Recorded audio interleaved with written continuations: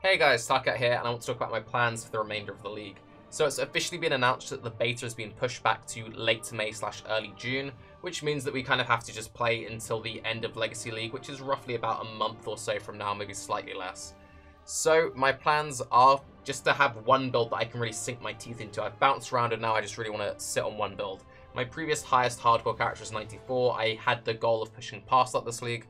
So my goal was to find something which I could really just spend a long time developing, so we will be playing Blue Life. Yes, we'll be playing CI. Now, before I get into what I am playing, I want to quickly show you a tool to help you guys find future builds. pewbuilds.io is a very, very handy tool that someone in chat showed me. It means you can search for basically any skill gem or any item and see what people in the top 2,000 are doing with it. So you're only seeing builds past like level 95, which generally means at that point they probably work. So for example, let's say I wanted a shitty Sire of Shards build, I could search Sire of Shards, search, and see 2 people are doing Sire of Shards builds. So yeah, have fun. One thing I will say is if you do search for items or search by particular ascendancies, it doesn't like to reset itself, so you kind of need to like manually go back to the core homepage. So just reload the thing completely, because otherwise the search things get kind of lost. But just briefly, if I would say like Reeve, for example, again, search for Reeve, the thing comes up, you click over, it shows you all their links, and at the top you can get a link over to their profile. Very helpful tool. Use it, guys. Again, pewbuilds.io. Great for inspiration, seeing what other people are doing, so on and so forth. So what am I going to be playing? I'm going to be playing Caustic Arrow. I know, Resident Sleeper Arrow in the chat. Tarke on yet another bow build. I have 2 options. We have the hipster option, Scion, and we have the good option, Occultist. Now, when I decided that I wanted just one character to push for a very long time, I wanted to pick something which I knew worked and something that I've enjoyed playing in the past before. I don't enjoy Hand of Wisdom action. I just don't like Whirling Blade spam. I like bow builds. I didn't want to play a summoner because they're getting so much changes in the next patch. I wanted to wait, although I very nearly made a summoner. The reason why I picked Caustic Arrow is I played Caustic Arrow last league, and I kind of wrote it off. I played a champion life-based Caustic Arrow, and I did also play a CI Occultist Caustic Arrow. The CI Occultist Caustic Arrow, I got it off the ground, I got a Decay weapon, I then got frustrated with how overpowered Decay weapon was, and said, why would anyone play this over just doing Essence Ring Contagion, and stopped playing the character. With the AoE nerfs kind of killing Contagion, and the AoE nerfs buffing Caustic Arrow, the reason why you'd play it is that Caustic Arrow is now the preferred of the 2, so now I've gone back to that, oh, Caustic Arrow is a fun skill. So, why am I picking between Occultist and Scion? I want a build that works. I know this will work. There's still an inner hipster in me. And when I was looking through the ladder, the highest Ascendant right now is in like level 97. No one's playing Ascendant. If Tarke had like a half-decent Ascendant build, which he got past 95 on, that'd be more impressive than him getting to a certainly decent level, just, you know, doing insert Occultist CI here. So we'll talk about the CI Occultist version first, and then we'll talk about the CI Scion version. I don't know why I said CI twice. So for Occultist, I'm not doing anything too crazy. Go Vile Bastion, go Void Beacon, go Profane Bloom. Seems good. Tree is pretty vanilla, pretty standard. Pick up all the AoE, pick up all the efficient energy shield, pick up the mana nodes, because you do need some mana nodes. One thing you'll probably notice, why haven't I invested heavily into influence, leadership, and charisma? My plan is to use a Frenzy Curse on hit setup, since I've done that in the past, it felt pretty comfortable, and with the nerfs of the Blasphemy range, I just don't really like Blasphemy.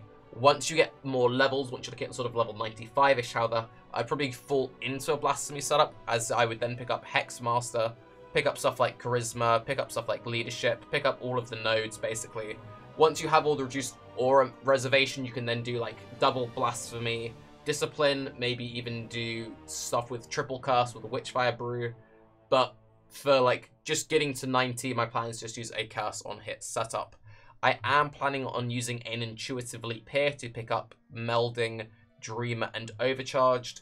Energy from Within would be the ideal eventual piece, but they're very expensive at the moment. Intuitive Leaps are somewhat affordable, and it gives you just quality of life through charge generation. We need mana sustain, and it gives us melding.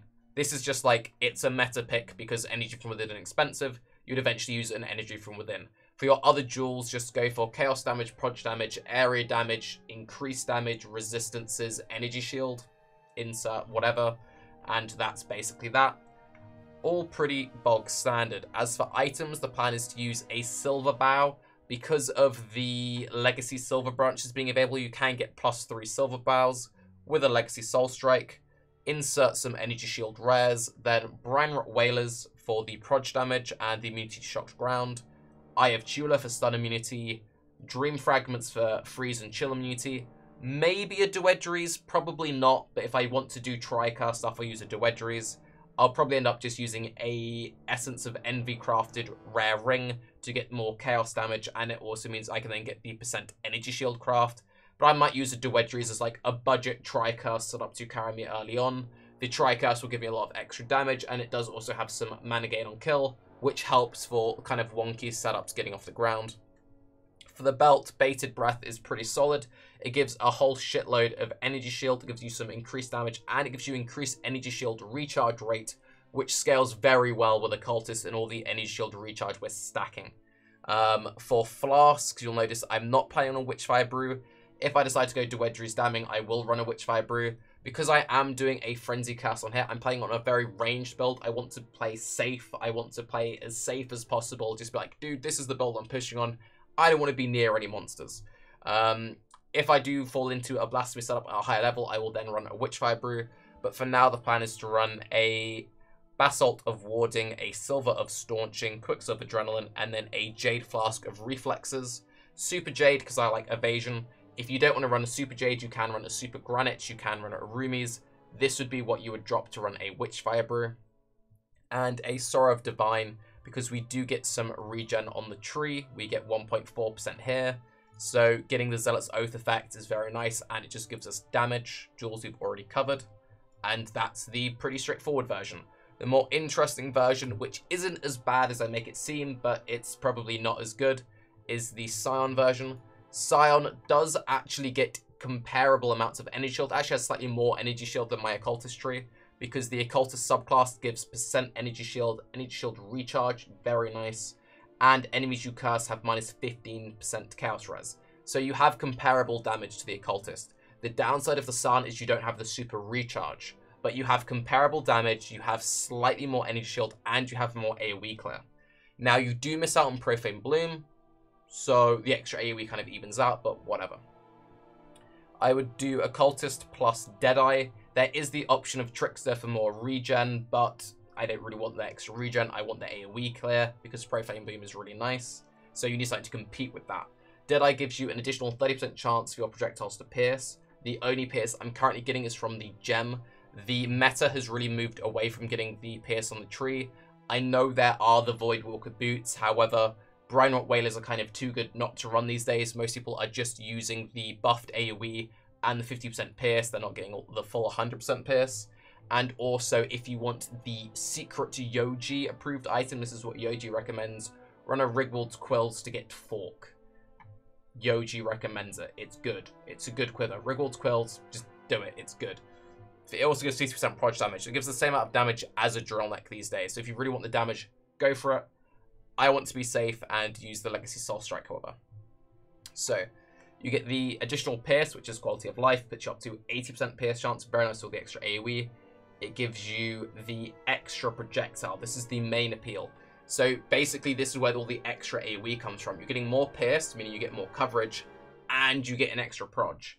If you did this and Fork, then you have like crazy AoE, but we're not going that insane with it. And yeah.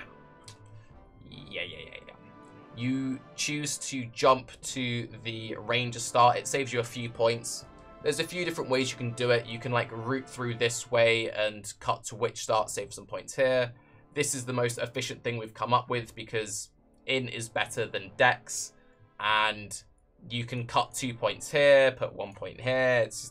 This is basically where the build is at. It works. This is a level 90 tree because you get an extra +3 skill points from being a Scion. I really don't know which one I would rather... Well, okay. I would rather play a Scion because hipster points and it will have better AoE clear. And at very high levels, it gets access to additional movement speed and some proj damage here. It gets access to a bunch of jewels, get access to more regen jewel here, or mana or whatever. Scion is the clear speed option. Occultist is the be safe Tarke, you want a character push, pick the super safe option. Scion would be cool. Scion would be really cool. I know which one I would recommend to you. Whichever option I pick, blame me in my next video for either being unoriginal or for being an idiot for picking the hipster option. I'm Tarke. Have a good day. Bye-bye.